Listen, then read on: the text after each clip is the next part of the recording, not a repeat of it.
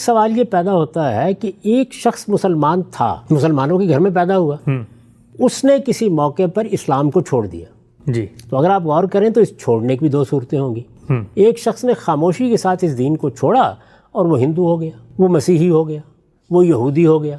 ایک دوسرا شخص سامنے آیا اور اس نے یہ کہا کہ میں نے اس دین کو پرکھ لیا ہے، میرے نزدیک اس کے تمام مقدمات غلط ہیں، میں نہ اللہ کو مانتا ہوں نہ اللہ کے رسول کو مانتا ہوں، یا وہ کہتا ہے کہ میں اللہ کو مانتا ہوں لیکن میں محمد الرسول اللہ صلی اللہ علیہ وسلم کو نہیں مانتا، یہ کہہ کے وہ گویا اپنے کفر کا اعلان کر دیتا۔ ٹھیک، یہ صورتحال بالکل ویسی ہی ہے جو میں اس سے پہلے بیان کر چکا ہوں، بالکل کہ خود اقراری ہے، یعنی اس نے اپنے جرم کا خود اقرار کر لیا۔ یہ کہتا ہے کہ ہاں میں نے اب شرک کو دین کے طور پر اختیار کر لیا، میں ہندو ہو گیا ہوں، یا وہ کہتا ہے کہ میں مسیحی ہو گیا ہوں، تو ہم اس کو مسیحی بھی کہہ سکتے ہیں، اور چونکہ وہ اس بات کا اعلان کر رہا ہے کہ اس نے انکار کر دیا ہے اللہ کے دین کا، یعنی اسلام کا انکار کر دیا، وہ اسلام کا منکر ہو گیا ہے، اور اس نے اس بات کو دنیا کے سامنے خود آگے بڑھ کے رکھ دیا ہے۔ آپ دیکھیں تو چونکہ آج کل کے زمانے میں آزادی ہے تو بہت سے لوگ یہ اقرار کر رہے ہیں، وہ میڈیا پر اس کا اقرار کرتے ہیں۔ اس طرح کے لوگوں کو آپ جو نام دینا چاہیں، وہ اگر اپنے آپ کو ملحد کہہ رہے ہیں تو ملحد کہیے، اگر وہ اپنے آپ کو کافر کہہ رہے ہیں تو کافر کہیے، وہ اگر اپنے آپ کو کسی اور مذہب یا کسی نقطہ نظر سے وابستہ مان رہے ہیں تو اس کا آپ اعلان کر دیجئے، اس میں بھی کوئی اعتراض کی بات نہیں۔ لیکن عام طور پر جو لوگ خاموشی کے ساتھ ایک دین چھوڑ دیتے ہیں اور کسی دوسرے دین کا حصہ بن جاتے ہیں، ان کے بارے میں میرے نزدیک وہی بات ہم کہیں گے جو اس وقت موجود غیر مسلموں کے بارے میں کہہ رہے ہیں۔ ہم یہ کہیں گے کہ یہ بھی غیر مسلم ہے، یعنی چونکہ اس نے اب اسلام سے اپنا تعلق توڑ لیا ہے، اب وہ ہندو ہے یا مسیحی ہے، تو یا اس کے بارے میں جو اس نے مذہب اختیار کیا ہے اس لفظ کو استعمال کریں گے، یا پھر عمومی طور پر یہ کہہ دیں گے یہ غیر مسلم ہے۔ ٹھیک، یہ ایک اس کے بعد کا اطلاق ہے۔ اس کو دیکھیے، میں نے اپنی کتاب مقامات میں بیان کیا، میں نے عرض کیا کہ اس کتاب میں ایک مضمون ہے مسلم اور غیر مسلم کے عنوان سے، اس کا ایک حصہ میں نے آپ کو سنا دیا تھا۔ اس دوسرے پہلو کو اب میں نے کس طرح بیان کیا ہے؟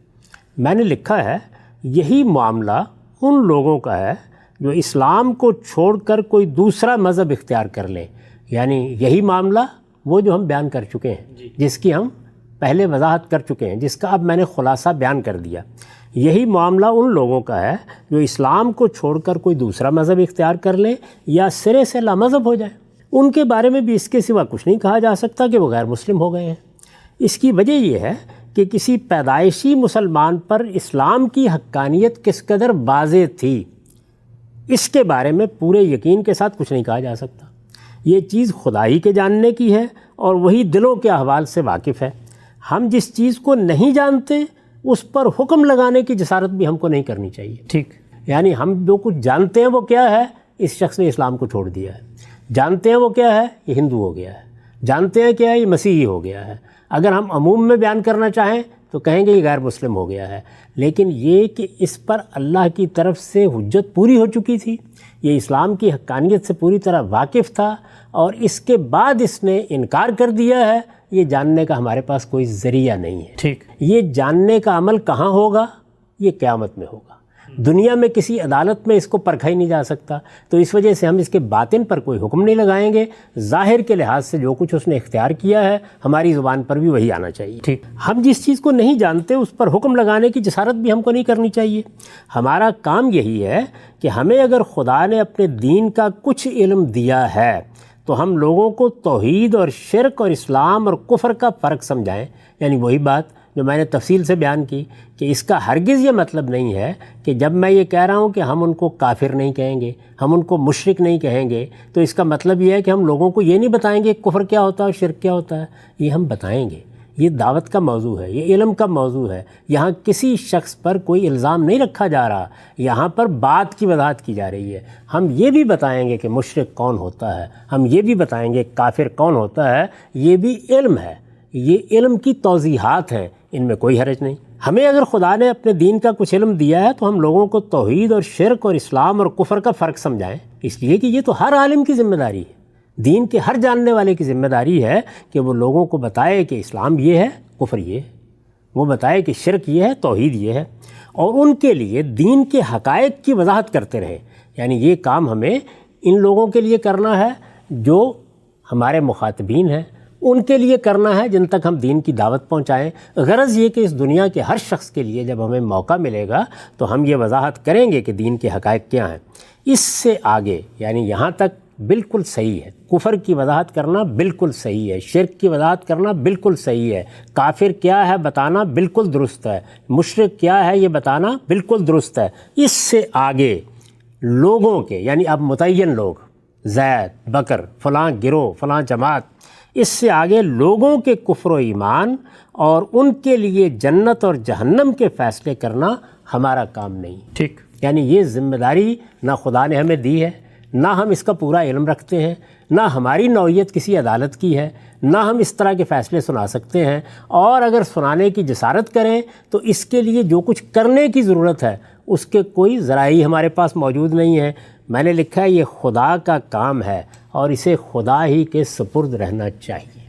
یعنی یہ اللہ ہی جانتا ہے کہ کسی بندے پر حق کتنا واضح ہے، اس نے بات کتنی سمجھی تھی، وہ اب کس مقام پر کھڑا ہو کے انکار کر رہا ہے، کیا اس کا انکار فی الواقع جرم بن گیا ہے کہ اب اس کو کافر کہا جائے، کیا اس کے لیے سزا کا استحقاق ثابت ہو گیا ہے۔ یہی معاملہ شرک کے بارے میں ہوگا، یہی معاملہ کفر کے بارے میں ہوگا، یہی تمام ضلالتوں کے بارے میں ہوگا، یعنی تمام گمراہیوں کے بارے میں ہوگا۔ تو میں نے یہ عرض کیا ہے کہ ہمیں اپنے علم کے حدود تک رہنا ہے، اور ہمارا علم کیا ہے، یعنی ہمیں یہ معلوم ہے کہ فلاں آدمی ہندو ہو گیا ہے، یہ معلوم ہے فلاں آدمی مسیحی ہو گیا ہے، یہ ہم کہیں گے، اور اگر عموم میں بات کریں گے تو یہ کہہ دیں گے کہ یہ غیر مسلم ہو گیا ہے۔ لیکن اس سے آگے کسی جرم کے ارتکاب کی نسبت اس کی طرف کرنے کے لیے دو ہی صورتیں ہیں، جس طرح کہ میں نے عرض کیا، وہ اقرار کر رہا ہے پھر کوئی بحث نہیں، ہم نے مقدمہ قائم کر کے اس کا جرم ثابت کر دیا تو پھر ہم کہہ سکتے ہیں، لیکن کیسے کریں؟ اس لیے کہ ہمارے پاس اس کے ذرائع نہیں ہیں، کوئی عدالت ہم قائم کر ہی نہیں سکتے، ایسی کسی عدالت کا کوئی جوازی موجود نہیں ہے، انسانوں کو یہ حق ہی نہیں دیا گیا۔ یہ دونوں جرائم یعنی کفر اور شرک دونوں اللہ تعالیٰ سے متعلق ہیں، اس کا فیصلہ اگر زمین پر کیا ہے تو ہمیشہ اللہ تعالیٰ نے کیا ہے، جس طرح کہ میں نے عرض کیا کہ جن قوموں کے بارے میں کیا ان قوموں کی پوری تفصیلات قرآن نے بیان کر دی ہیں، ان کے لیے اللہ نے اپنے رسول بھیجے، زمین پر فیصلہ سنایا، اور اگر قیامت میں ہونا ہے تو اس پروردگار کی عدالت میں ہونا ہے جو دلوں کا حال جانتا ہے، جو یہ بتا دے گا ہر شخص کو کہ تم تک دعوت پہنچ گئی تھی، تم نے جانتے بوجھتے انکار کیا تھا، تم سچ بول رہے تھے، تم جھوٹ بول رہے تھے، یہ ساری باتیں اس کی عدالت میں واضح ہو جائیں گی۔ آپ اگر غور کر کے دیکھیں تو یہ بالکل وہی عمل ہے کہ جو ہم یہاں پر دنیا میں جن جرائم کی ہم سماعت کر سکتے ہیں، جن جرائم پر ہم سزا دے سکتے ہیں انسان، جیسے چوری کی میں نے مثال دی، جیسے زنا کی مثال دی، تو ہم بھی یہی کرتے ہیں۔ یعنی ہم بھی اس سارے معاملے کو ایسے ہی کریں گے، معاملہ عدالت میں آئے گا، اس وقت تک آپ لفظ مجرم بھی نہیں بول سکتے، آپ کہتے ہیں ملزم، اس شخص پر اس کا الزام ہے، اور پھر اس کے بعد عدالتی کارروائی ہوتی ہے۔ یہ عدالتی کارروائی جو آپ یہاں کرتے ہیں اس کو ہم اپنی اصطلاح میں تعبیر کرتے ہیں اتمام حجت سے۔ یہ جو بار بار کہا جاتا ہے کہ اتمام حجت نہیں ہوا تو اس کا مطلب یہ ہے کہ وہ کارروائی نہیں ہو سکی کہ جس کے بعد کسی شخص کو مجرم قرار دیا جا سکتا ہے۔ ٹھیک، اچھا ایک سوال یہاں پر ذہن میں آتا ہے، وہ سوال یہ کہ ایک منطقی ذہن اگر آپ دیکھیں تو وہ یہ کہہ سکتا ہے کہ دنیا کے اندر جتنے غیر مسلم موجود ہیں، یا وہ لوگ جو مثلا اعلان کر کے اسلام کو چھوڑ دیتے ہیں، وہ عملی اعتبار سے تو 3 4 5 ادیان ان کے سامنے تھے، ان 5 کا انہوں نے انکار کیا اور ایک کو انہوں نے اپنا لیا۔ ظاہری بات ہے لوگ واقف تو ہیں کہ بھئی اسلام بھی ہے، ہندو مت بھی ہے، کرسچینٹی بھی ہے، لیکن ایک بندہ یہودی بن گیا، تو اب لغوی اعتبار سے یہ کہنے میں کہ بھئی اس نے اصل میں چوائسز میں باقی کا انکار کر دیا، اس کو اپنا لیا، اس میں کیا پھر؟ دیکھیے بات یہ ہے کہ یہ تو عملی نوعیت ہے نا، عملی نوعیت تو آپ کے مشاہدے کی چیز ہے، یہ آپ کا نقطہ نظر ہے، آپ کو بیان کرنا پڑے گا، اس سے پوچھنا پڑے گا اس نے کیا کیا ہے۔ یعنی میں بیٹھے بیٹھے کسی عمل کو دیکھوں اور اس کے بارے میں رائے قائم کر لوں، میرا خیال ہے اس آدمی نے زنا کیا ہے، لیکن یہ تو ثابت کرنا پڑے گا نا، عدالتی کارروائی ہوگی۔ یہ کوئی آسان معاملہ نہیں ہے، یعنی یہ کھیل نہیں ہے کہ میں نے بچوں کے طریقے کے اوپر آپ کی طرف ایک گیند اچھال دی ہے۔ یہ در حقیقت دوسرے آدمی کے بارے میں ایک ورڈکٹ دینا ہے،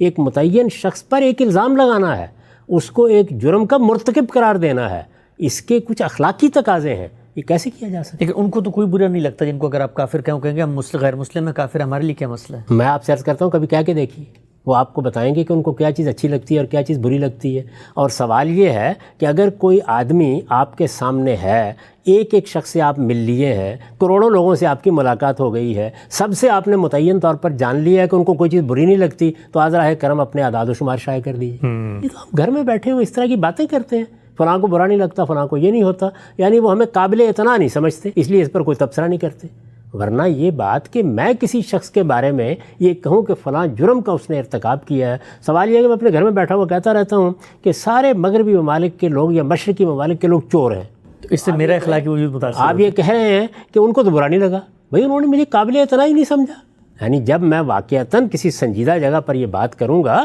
تو پھر مجھے معلوم ہوگا کہ وہ اس کو صحیح سمجھتے ہیں یا غلط سمجھتے ہیں. لیکن یہ استدلال کیا ہے؟ یہاں تو ہم یہ جان رہے ہیں کہ ہماری اخلاقی ذمہ داریاں کیا ہیں. یہ نقطہ ہمیں کوئی بات کس طرح کہنی ہے. یعنی کسی کو برا نہیں لگا، میں نے کسی کو مجمع میں کھڑا ہو کے چور کہہ دیا، کسی کو زانی کہہ دیا، اس نے میری بات کو درخور اعتنا نہیں سمجھا، اب میرا یہ اقدام جائز ہو گیا. تو سوال یہ ہے کہ میں ایک مسلمان ہوں، مجھے جو لفظ منہ سے نکالنا ہے، جو بات کہنی ہے، وہ اپنے دین کے بتائے ہوئے حدود کے مطابق کہنی ہے. اور اگر اس میں کوئی قباحت ہے تو فوری طور پر اس کا اعتراف کرنا ہے اور یہ جاننا ہے کہ مجھے ایسے نہیں کرنا چاہیے. تو یہ میں نے 2 نکات کی وضاحت کی. ٹھیک. اب اس کے بعد